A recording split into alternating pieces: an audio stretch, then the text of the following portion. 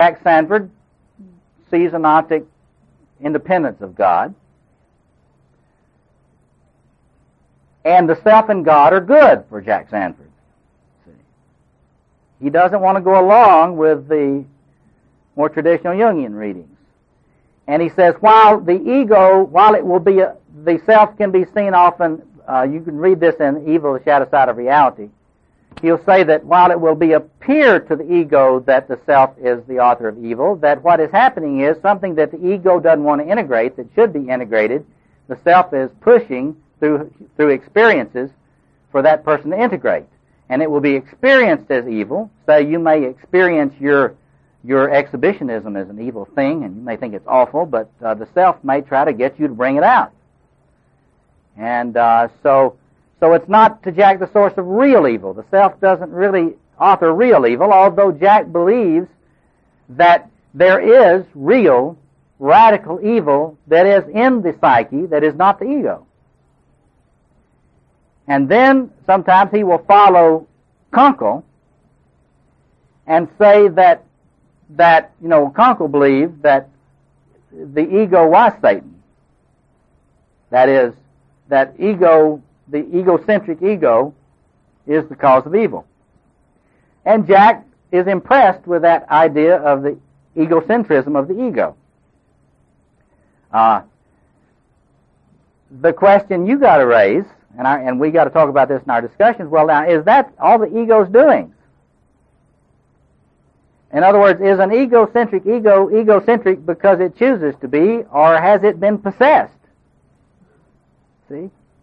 I mean, how much choice is there? Now, that's an arguable issue psychoanalytically, and we'll talk about that in our discussion.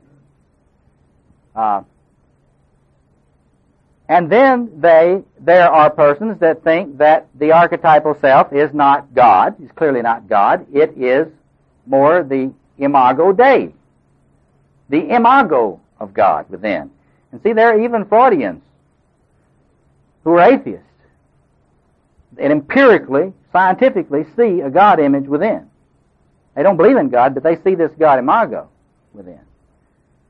And there are some Jungians that say, well, that would be the imago Dei. Then the question comes up, well, but is the self the image of good alone, or does the self contain with it not just, is the self, in other words, merely the archetype of order, or does it contain with it also the archetype of disorder within the self?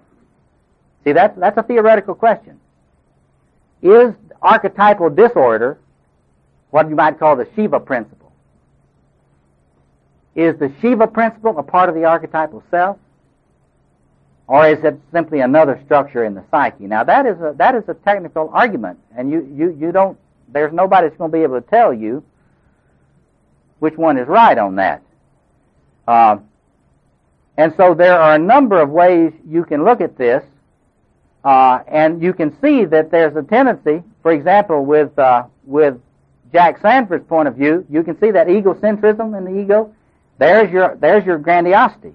The egocentric ego is inflated and grandiose.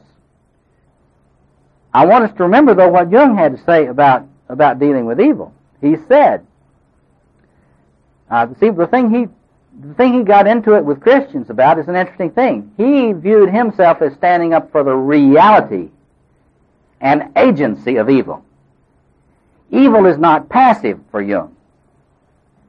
He believed that the privatio boni doctrine in Christianity made evil sound too impotent and too passive.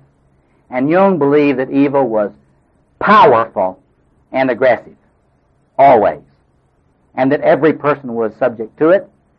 And his point was that there were two resources. He says that Jung says the human ego standing alone cannot defend itself against evil. Get that? The human ego standing alone cannot defend itself against evil. It has only two ways to deal with it. It can turn to a trans-ego source of goodness for assistance, and it can turn to human community. for assistance. Without community, without human community, and a trans-egoic source of goodness and order, the ego will be overwhelmed by evil.